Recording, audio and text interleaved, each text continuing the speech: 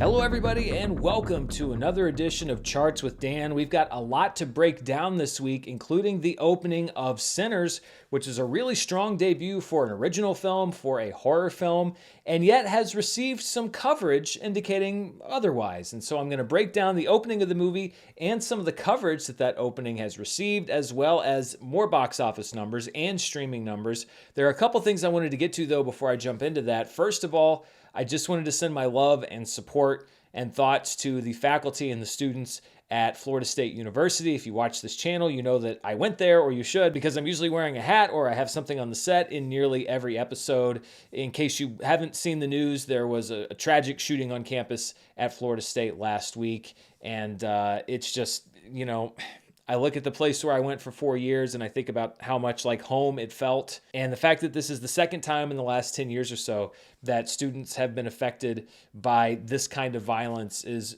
really just heartbreaking. So, I just send my support and love to everybody there, everybody who was affected. And really, even if you weren't directly affected, if you're a student there, you're affected in some way, I'm sure. I will always be proud of my time at Florida State, and I'll always support the university. And just my thoughts have been with them these last several days. I also wanted to address something that happened on Sunday, which was the 5-year anniversary of this channel, believe it or not. I launched it back on April 20th of 2020. I think I was talking about how movies would be coming out again in just a couple months. Well, I didn't quite know what was ahead for that year or for any of the other years that followed, but it's been 5 years, and I wanted to do something to celebrate because I'm grateful that you're sticking around and watching me still after 5 years. So I'm going to do something that I actually have not done since I launched the channel back in 2020, which is a live stream here on YouTube, a kind of AMA thing where you can ask questions, and I might try to reach out to some friends, see if they want to hang out with me. I'm going to do that on Sunday evening. I'm going to do it on Sunday at 7 p.m. Eastern Daylight Time, 4 p.m. Pacific Daylight Time, and take your questions and hear what you have to say, your thoughts on movies and all that stuff, and also talk about some exciting plans that I've got coming up for the channel, including a new show that I think I'm going to finally launch. So mark your calendars, and I'll also put out some reminders that is going to be happening on Sunday evening right here on the channel. But with all that out of the way, let's jump into the box office for this past weekend. As I mentioned, Sinners was the #1 movie. At the beginning of the weekend, it was thought that perhaps it would be a close #2 behind a Minecraft movie, but it actually kept exceeding the projections for the weekend. It was a very well-received film, and it ended up at just over $48 million when everything was counted. A Minecraft movie came in second place with $40.4 million, so two movies above $40 million at the box office. That's very good news. A Minecraft movie dropped less than 50% again in its third week. Its current total is close to $350 million. The King of Kings dropped less than 10%. Not a surprise. It was very much tied to Easter. I expect we'll see a bigger drop this upcoming weekend. It made another $17.5 million for a $45.6 million domestic total. The Amateur dropped to fourth place, bringing in $7 million for a $27.1 million total. And Warfare dropped to fifth place at $4.8 million. Its domestic total now just over $17 million. Dropped 55% in weekend number 2 for $3.2 million and a $13.4 million total. At number 7 was Colorful Stage, the movie, a Miku Who Can't Sing, which was in limited release but did well enough to be in the top 10. It made $2.8 million. Many of you in the comments last week were quite amused at my attempts to figure out Hatsune Miku and just what's going on there. And I did a little research last week. I did a little research this week. The whole Vocaloid thing, obviously it has some fans out there, and that's great for them. It's just still kind of mystifying for me, but obviously plenty of fans out there. $2.8 million on the weekend. In eighth place was the 20th anniversary of Pride and Prejudice. It brought in $2.8 million. Then we have The Chosen, Last Supper Part 3. Predictably, a big drop from the previous weekend, 74.6% for a $1.5 million weekend. And Snow White hanging on in the top 10. It brought in another $1.2 million. It has an $84.6 million total. I don't think it's even going to clear 90 at the domestic box office. Looking at the movies that dropped out of the top 10, we have A Working Man and The Woman in the Yard, both out after 3 weeks, and then The Chosen, Last Supper Part 2, which is out after 2 weeks. And when we look at the biggest theater count changes, The Chosen, Last Supper Part 3 had the biggest change, 1,653 theaters gone. It was still in 639. The Woman in the Yard lost 963 theaters. It's still in wide release at 1,171. Snow White lost 890 theaters. It's now in 1,650. Hell of a Summer lost basically all of its theaters, 888 of them. It was only in 80 theaters around the country, and it's hitting premium video on demand this week. So obviously the strategy seemed to be a very limited theatrical run. And then A Working Man lost 795 theaters. It's still in 1,877.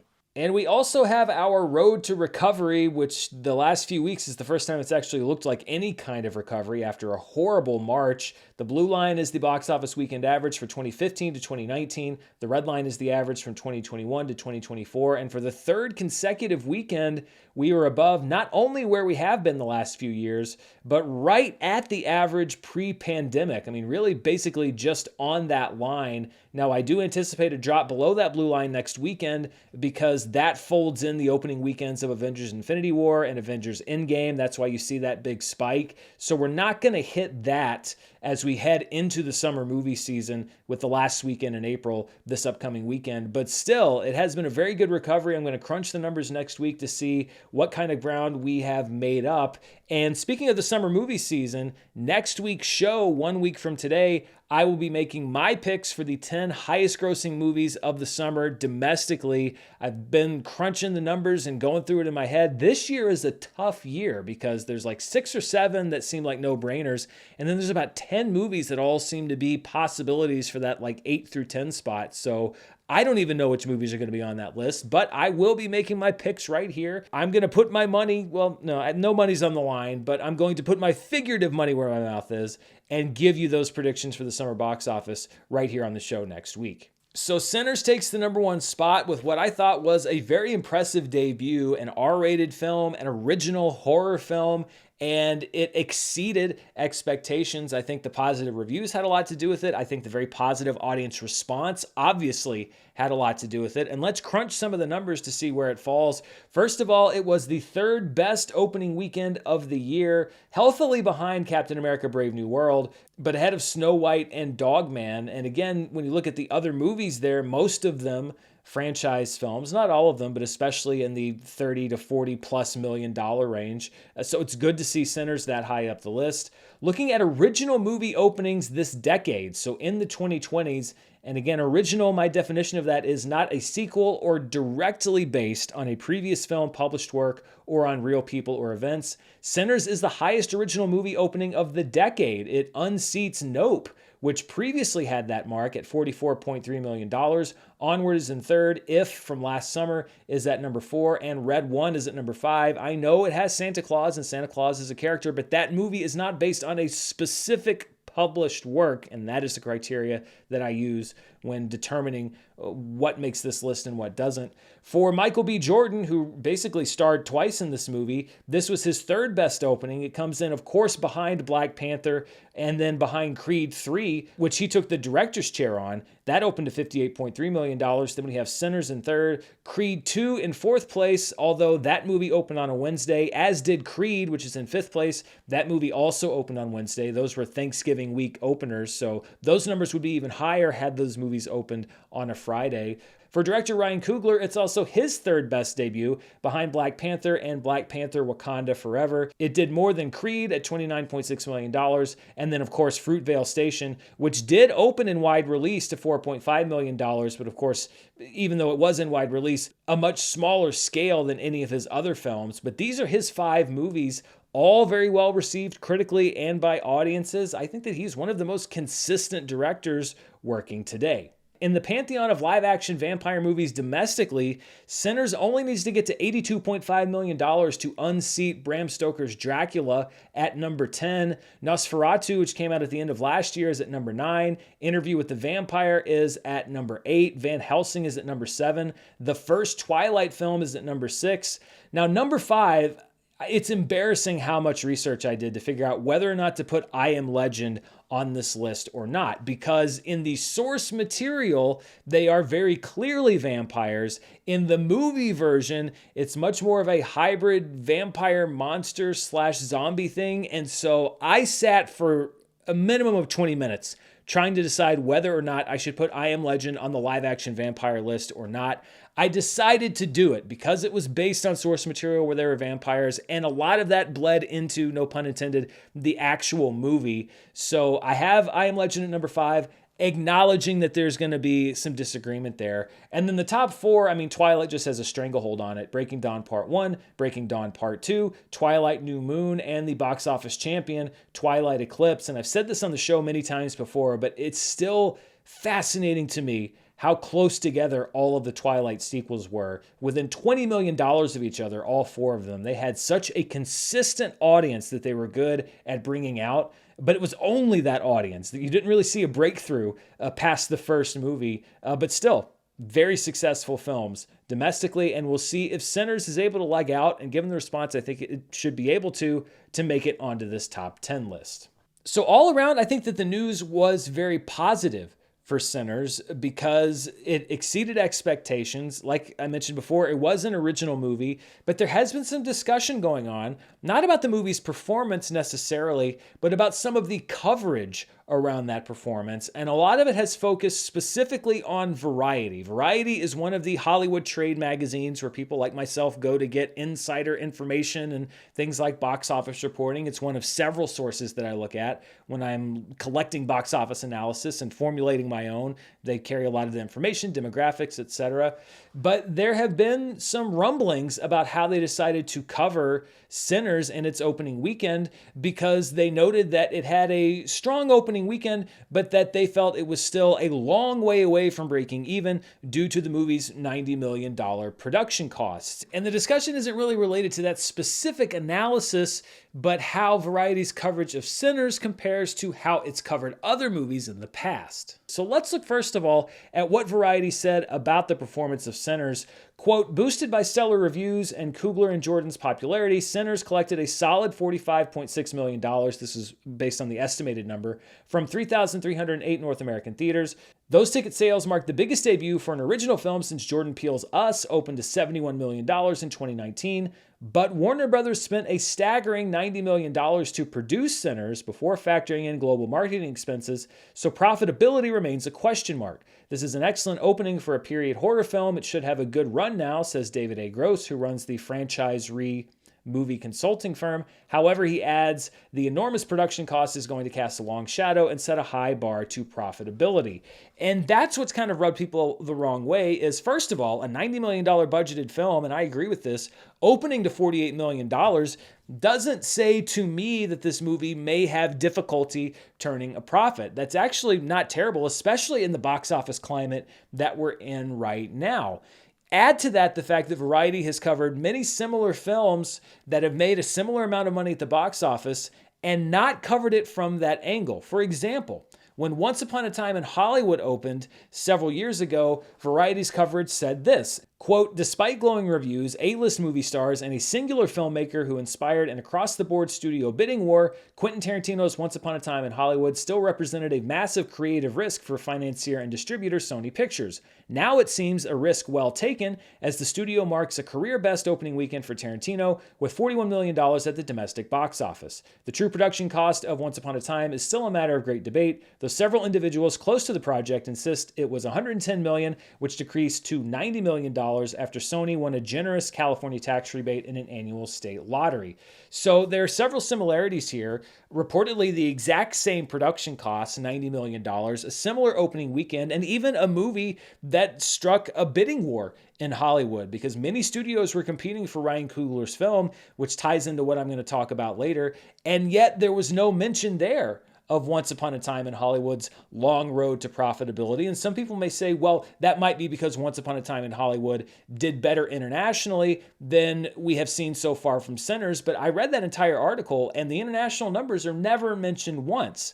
Now, many people have made the allegation, the accusation, whatever you want to call it, that Ryan Coogler is a black director, Quentin Tarantino is a white director, and that there may be a racial element involved here. And I, again, did my digging. And for me, I'm not saying, obviously, it's a complicated issue, but I don't think that it was an overt thing, meaning that was the intention of Variety, because I also went and looked at how the magazine, and including the same writer who wrote the article about Sinners did this weekend, covered Jordan Peele's latest film, Nope, which had many similarities to Sinners as well. When Nope came out, Variety wrote, quote, audiences responded with a resounding yep to Jordan Peele's science fiction thriller Nope, which topped the box office with its $44 million debut. Those ticket sales were slightly behind projections of $50 million. Nope may not have cemented a new box office record for Peele, but it demonstrates the director's popularity at the movies and marks a strong start for an original R-rated horror film. In fact, Nope stands as the highest opening weekend tally for an original film since Us debuted more than 3 years ago. Yes, that includes Quentin Tarantino's star-studded Once Upon a Time in Hollywood, which started with $41 million in 2019. So the coverage starts out saying that even though the movie lagged behind projections, it was the opposite for Sinners, it exceeded projections. That article really is a celebration of the movie, saying that audiences enthusiastically responded to it and bringing up the positives around the film instead of watering it down with the negatives. Now, they did mention the movie's cost later in the article. It said, quote, Nope cost $68 million, so the movie will require a little more coinage than Peele's past films to turn a profit. Word of mouth will be key. For Peele, Nope is confirmation that he's a filmmaker who needs only his name to fill seats at the movies. He's 3 for 3 in #1 box office opening weekends, and collectively his movies have generated $550 million and counting at the global box office. To Hollywood, he's invaluable as a director who delivers on the scares while giving audiences something to think and talk about. For every new film from Peele, there's at least a dozen articles that pour over every detail to unpack the meaning behind the ending. Dialogue like that is rare in today's age, where comic book movies and mindless action-heavy blockbusters regularly top box office charts. So Nope cost a little bit less, about $20 million less than Sinners. And there is kind of lip service given here to the fact that it needs to do more at the box office to make money. But then it transitions into a very glowing article about Jordan Peele and his worldwide draw as a director, and that he's 3 for 3 with box office #1s, which, by the way, you could say the same thing about Ryan Coogler. All of his movies have been critically well received. I think all but one of them, I'm not quite sure where Creed opened, but they've all been box office successes. He has more in global box office than Jordan Peele does. And yet you didn't see any of that in the article that Variety wrote. And that's why, I say I don't immediately turn to race here. I turn to narrative. And it's something that we talk about on this show a lot. What is the narrative behind the numbers? And it's what I try to take out of the numbers and the box office on this show and just kind of present to you the data. And there has been an interesting narrative that was already emerging around Sinners before the movie even opened. This whole break-even number, I saw some numbers as high as $300 million. As people were saying $180 to $200 million. That's not often what you see going into a movie, especially one that's projected to do pretty well in its opening weekend. It's like many of the entertainment stories and journalists out there already wanted people to be thinking about this. And then we have this coverage from Variety, which stressed the break-even number again. And it seems like there are some in the Hollywood journalism world that want people that are reading to look at Sinners a little more skeptically. And it makes a little bit more sense to me when you look at some of the other stories coming out that were reports of Hollywood executives, not at Warner Brothers, who were not happy about the deal that Ryan Coogler received on this movie. I mentioned that there was a bidding war for Sinners. There were a lot of studios that wanted Ryan Coogler to come and work with them. And what Warner Brothers did, it was Michael DeLuca and Pam Abdi, who were the executives who were on the hot seat but now have 2 hits in a row, was negotiate for Ryan Coogler to get, first of all, reportedly, some of the first dollar gross, which is essentially you get a percentage before the movie turns a profit, like that gross box office percentage. It's very rare that a director gets that.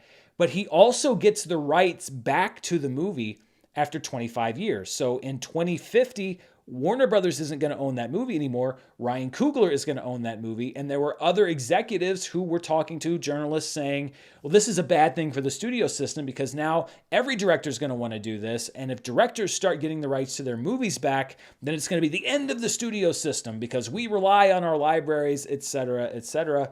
They basically don't want other directors coming to them and saying, I want the same deal. And, this is where you want to call this a conspiracy theory, whatever. This is where I think some of the coverage like we saw on Variety comes into play, because if this movie is perceived as a failure or a disappointment, then I think that other executives will have ammunition to turn down other directors who want that same deal that Ryan Coogler got and said, well, Warner Brothers tried it with Sinners and the movie was a letdown, and we've got to be really careful about who we give that deal out to.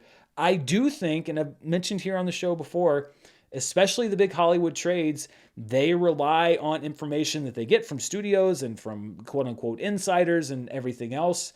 And I think that they will sometimes pass down the pipeline what they're given from the top. And when you look at how this movie was covered versus other movies like it, to me, it says that somewhere along the line, there was an intention to temper the excitement around Sinners. I don't agree with it. That's not me saying necessarily I think it's going to be this massive moneymaker, but a $90 million budget to open to nearly $50 million on its opening weekend, I don't really see a whole lot negative to write there because we now have to see what it does from here. But it's not like it opened to $15 or $20 million. It opened up to almost 50. And again, there's a story coming out that said that this was the first horror film ever to receive an A cinema score, which is true if you don't count Aliens as a horror film. I looked that information up, and that is kind of a borderline case with Aliens. I think it is a little bit more sci-fi than horror. So if you discount Aliens from the horror genre, then that is correct. It was abnormally well received by audiences for a horror film, and we'll see what it does from here. But this is just kind of an interesting look at the coverage, how movies are covered. And again, when you're reading a story about a movie, find other sources, look at the information yourself, because I do think that Variety's coverage was in some way, I'm not going to say tainted, but indicative of thinking perhaps from the studio level. That's the only way I can explain it, especially seeing how they covered other similar films. The narrative there for Jordan Peele and Quentin Tarantino that's good for the studios is that you have these maverick great directors who are making original films that connect with people.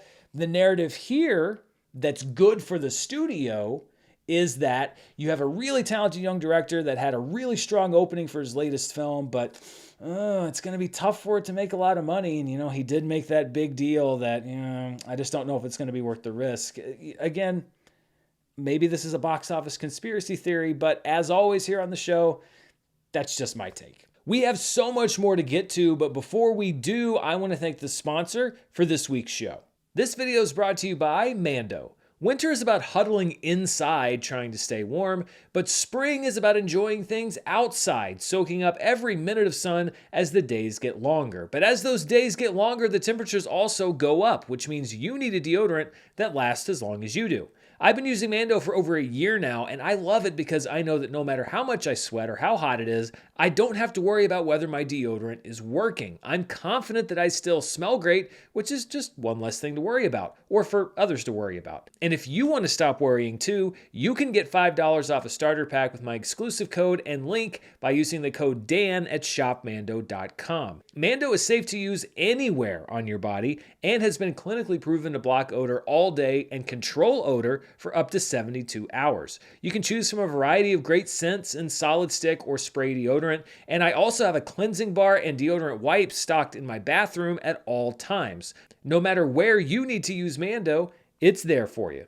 All Mando products are baking soda free and paraben free, and you can find them right now at retailers across the country. But for the best deals, go right now to shopmando.com. Mando's starter pack is perfect for new customers. It comes with a solid stick deodorant, cream tube deodorant, 2 free products of your choice like a mini body wash or deodorant wipes, and free shipping.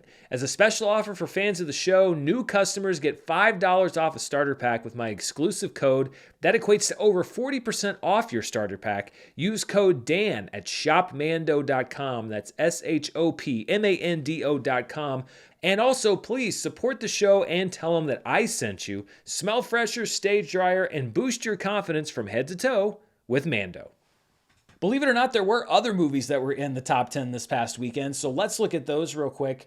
First of all, when we look at Super Mario Brothers and a Minecraft movie through 3 weekends, you can see that Super Mario Brothers has continued to hold a lead. I think it may even have widened its lead. So a Minecraft movie is not going to make that kind of money. But again, I think we're looking at probably $425, $450 as the bottom there for a Minecraft movie, maybe more. We'll see how it holds up. So really nothing to complain about on that side. It has also now become one of the highest grossing Warner Brothers films domestically, unadjusted for inflation, of course, of all time. It's currently at number 8, ahead of Joker and Aquaman. It's right behind American Sniper. It should bypass The Batman, Harry Potter and the Deathly Hallows Part 2, and then we'll see what happens when it hits that $400 million range, if it gets above Wonder Woman, if it hits 450 and gets above The Dark Knight Rises. But I think that's about as high as it's going to go on this list. Number 3, still 400, 450, $500 million domestic. All of those numbers, good news for a Minecraft movie, because it's not one of those movies that costs $250 million to make. Last week, I asked the members here on the channel about a Minecraft movie's potential worldwide. I asked, do you think that a Minecraft movie is going to make $1 billion worldwide? And an overwhelming majority of you said yes, you think that it will. 78% said yes. 22% said no, and we'll see where it stands worldwide in just a few minutes. My member poll question for this week concerns one of the major releases that's hitting the box office on Friday, which is The Accountant 2 from Ben Affleck. This is a sequel to a movie that he made almost 10 years ago, and so I kind of wanted to know from the members here on the channel, which Ben Affleck movie that hasn't had a sequel yet would you like to see a sequel to now? I picked 4 movies that I think are kind of appealing. I don't know if one of them is going to run away here. The 4 that I picked are Armageddon. Do you want to see what happens if another asteroid is heading toward Earth? Daredevil. Do you want to see a revival a la Gambit or Blade that we saw in Deadpool and Wolverine? Gone Girl. What are those 2 messed up people up to right now? Or Good Will Hunting. Good Will Hunting 2 hunting season does not count from Jay and Silent Bob Strike Back. Do you want to catch up with Ben Affleck and Matt Damon in the movie that really made them famous? So which of these movies would you like to see a sequel to? If you're a member here on the channel, you can vote now. If you're not a member, depending on how you're watching, there should be a button for you to click, or there's a link down in the description below. King of Kings, I should mention, was number 3 at the box office, and it is now the second highest grossing film since Angel Studios has been releasing films. Of course, it's well behind Sound of Freedom, which made $184.1 million, one of those summer movies that nobody saw coming. But it's in second place at $45.6 million, way ahead of Homestead in third place, Cabrini in fourth place, and His Only Son in fifth place. We've been talking a lot about the movies that did well at the box office, but I wanted to talk about a movie that did not do well, because opening way out of the top 10, but still in 1,500 theaters, was a truly bizarre-looking movie called Sneaks, where Anthony Mackie voices a sneaker and meets other sneakers. It just looked nutty to me. These are the lowest openings ever for a movie in 1,500 plus theaters. Number 1 was a 2011 movie called Creature, which was in 1,507 theaters and made just $327,000. Then we had the Oogie Loves and the Big Balloon Adventure back in 2012. That's the worst opening ever for a movie in 2,000 or more theaters. It made $443,000. Then we had 2008's Delgo, Two Hearts from October 2020 when most theaters weren't even open, and then Sneaks, which put up the 5th worst ever opening for a movie in 1,500 theaters or more, so a little bit more box office history being made. Playmobil, the movies at number 6. The King's Daughter, which I actually did see in theaters. Listen, it was 2022. I was desperate. Is at number 7. Profile, which I also saw in theaters. It's actually not a terrible movie. Is in 8th place. Infinite Storm from 2022 is in 9th, and then Opus, which actually just opened last month, is in 10th place with just over $1 million in 1,764 theaters. Let's turn now from the domestic box office to the top movies internationally. These are the 5 highest grossing movies outside the US and Canada. A Minecraft movie dominated internationally with another $59 million. Then we have Detective Conan, One-Eyed Flashback, which was huge in Japan. It made $28.7 million. Sinners came in at $15.4 million. That is really the only downside of this past weekend. It has, I guess, compared to its domestic appeal, limited international appeal. Very similar, by the way, to Nope. The Amateur is in 4th place at $11.6 million. And then in 5th place is Kesari Chapter 2, The Untold Story of Jallianwala Bagh, which is a Hindi language movie based on historical events. So it did $5.1 million internationally. When you take those numbers, combine them with our domestic numbers, we get our top 5 worldwide films. A Minecraft movie added another $100 million to its worldwide gross. It's now at $720.8 million. Sinners had an opening weekend of $63.4 million worldwide. Detective Conan is in 3rd place at $28.7 million. The King of Kings dropped less than 3% worldwide for a $19.1 million worldwide weekend. And The Amateur brought in another $18.8 million. Let's take a look now at some of our specialty charts, and we'll look first at the top per theater averages for the past weekend. At number 1 was David Cronenberg's latest film, The Shrouds, which brought in $16,454 per theater in 3 theaters. Sinners came in 2nd place at $14,513 per theater in each of its 3,300 plus theaters. The Legend of Ochi from A24 played in just 4 theaters and brought in $13,129 per theater. It's expanding into wider release this upcoming weekend. A Minecraft movie comes in 4th place, and The King of Kings comes in 5th place. When we look at the top films in limited release, I define this as 1,000 theaters or fewer. At number 1 was Colorful Stage, the movie Amiku Who Can't Sing at $2.8 million. Kesari Chapter 2 comes in 2nd place at $742,000. The Ballad of Wallace Island continues to expand. It's now in 423 theaters and brought in just over $300,000. The Ugly Stepsister is in 500 theaters. It brought in $175,000. I don't know much about it, but I did read that it's a body horror twist on Cinderella from Norway, so I can guarantee you that that is a messed up movie. And then in 5th place is 1-to-1 John and Yoko in 310 theaters. It brought in just under $100,000. Looking at our 2025 annual domestic box office, a Minecraft movie continues to extend its lead at number 1 at $343.8 million.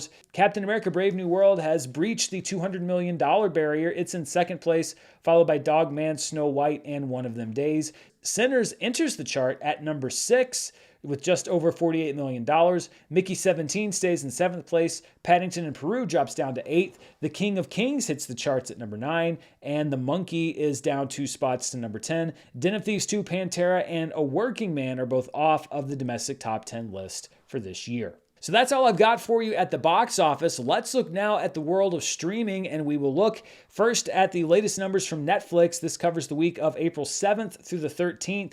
At number 1 is The Life List, which continues to be a big hit for a Netflix original movie, another 13 million views. In 2nd place was Bad Influence, The Dark Side of Kidfluencing, a Netflix docuseries, which brought in 9.79 million views. Adolescent stays in the top 3 with another 9.65 million views. The Dad Quest debuts in 4th place. This is a movie from Mexico about a father and son trying to figure out who the kid's actual dad is. It brought in 9 million views flat. Pulse Season 1 is in 5th place. The Gardener, a series from Spain about a contract killer who falls for one of his targets, debuts in 6th place at 7.71 million views. Black Mirror Season 7, perhaps appropriately, debuted in 7th place with 7.07 million views. That's some real, well, Black Mirror stuff there. 77707. Alpha stays in the top 10 at number 8. Rise of the Guardians enters the charts at number 9. And Devil May Cry rounds out the top 10 at 5.14 million views.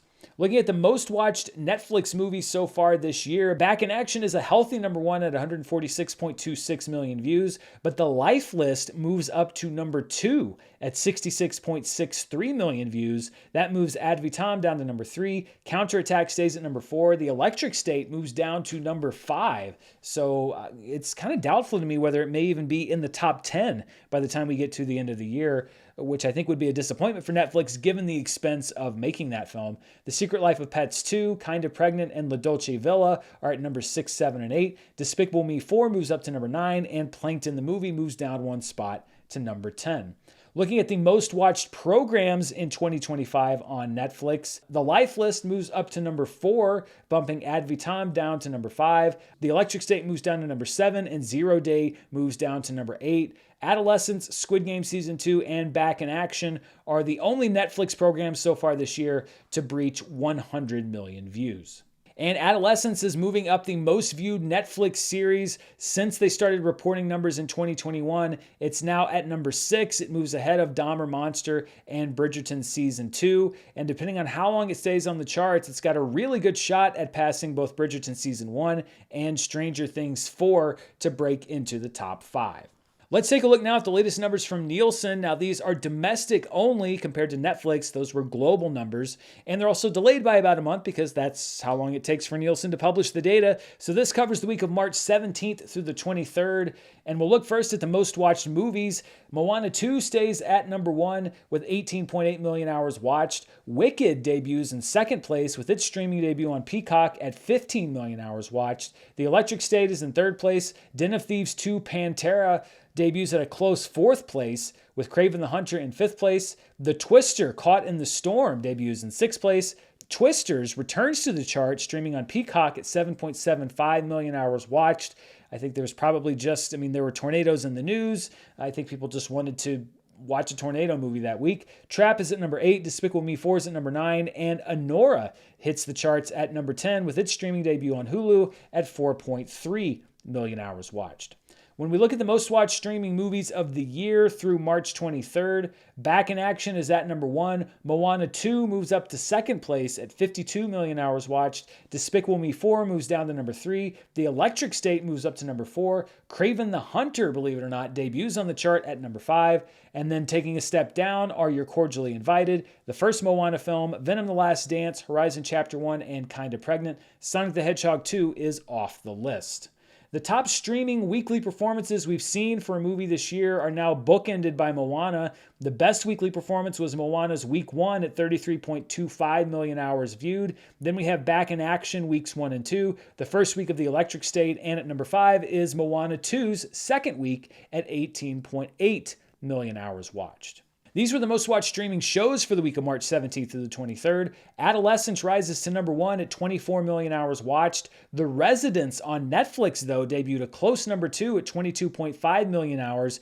We're seeing a much stronger performance for The Residents domestically than we did on Netflix's global numbers, which isn't shocking because it's a movie that's based in American politics. Reacher is at number 3, Grey's Anatomy is at number 4, Bluey's at number 5. The White Lotus continues to put up series high numbers at number 6 at 16.2 million hours watched. Family Guy's at number 7. Severance, I believe this is the finale week of Severance, set its own series high at 14.6 million hours watched to come in 8th place. NCIS is in 9th place, and 1923 rounds out the top 10. And when we look at the best streaming series debuts by hours watched so far this year, The Residents actually comes in second place behind Zero Day. Zero Day put up 30.4 hours. The Residents put up 22.5 hours. So even though it was a bit of a disappointment globally, it did well here in the United States, at least in its debut week.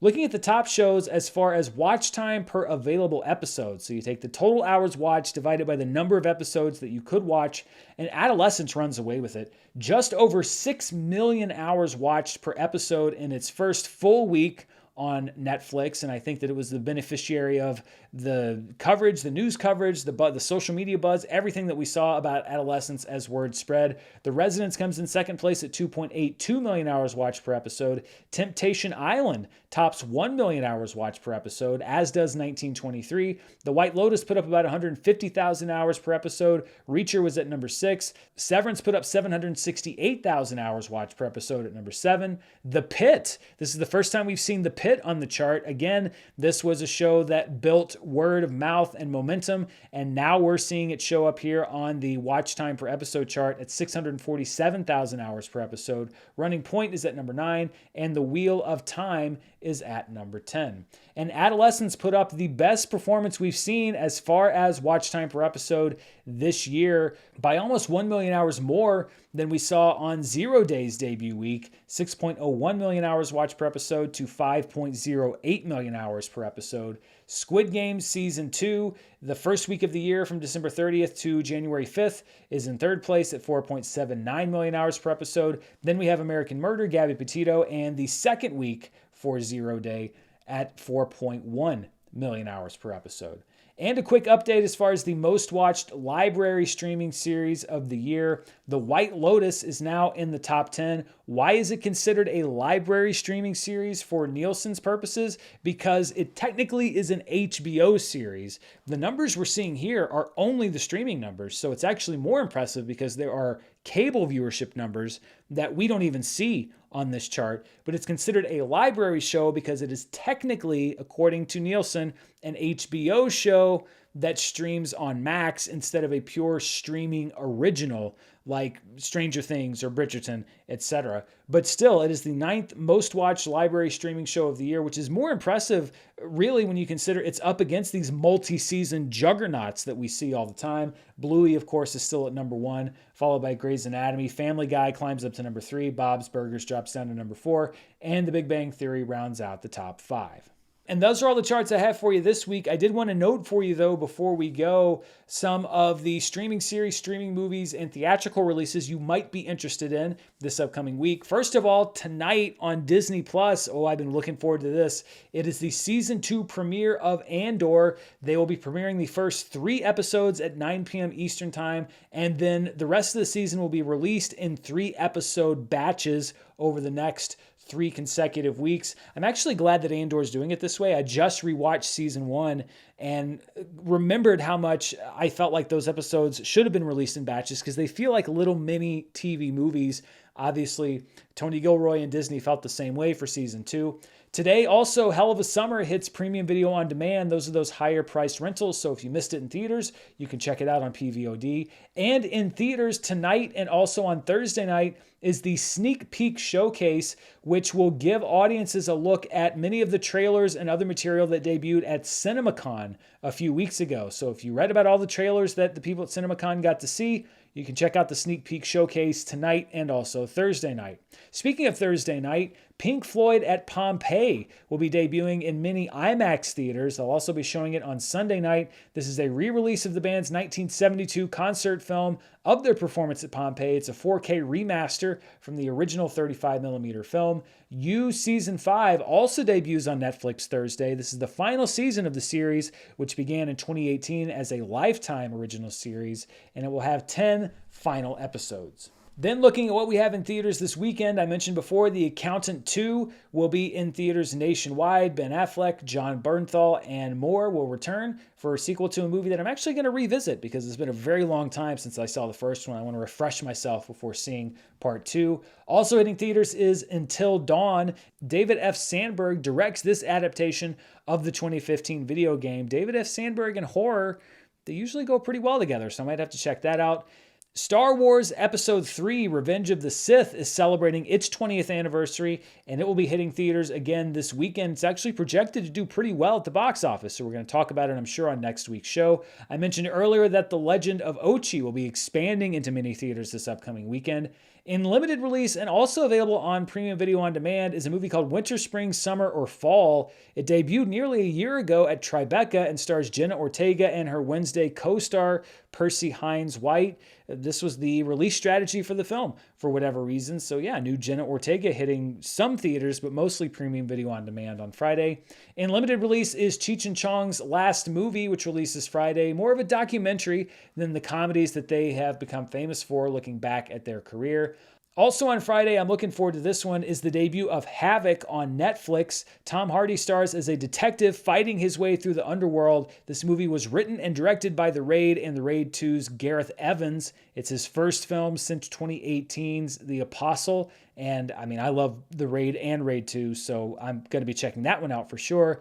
And if you want to check out some recent theatrical releases on streaming, Baby Girl makes its debut on Max, and Last Breath, which came out earlier this year, makes its debut on Peacock. And that's all I have for you this week. Be sure to check out the description below for more about Mando, the sponsor for this episode, as well as how to become a member here on the channel. And stay tuned right here. As I mentioned, there's a lot going on this week. I'm going to be talking about the first few episodes of Andor. I'm going to be talking about The Accountant 2. I'm maybe hitting the road to see a movie to see if I can get that review out early whenever I can. I want to check out Havoc. So it's going to be a very busy week, but don't forget to cap it off right here on the channel for my 5-year anniversary live stream, Sunday, 7 p.m. Eastern, 4 p.m. Pacific, and I'll have a reminder throughout the week and probably schedule the stream so that you can remind yourself to tune in. Thanks for sticking around to listen to me talk about all these numbers and weird media conspiracy theories and all of this stuff. Until next time, stay safe, and I'll see you then. Bye.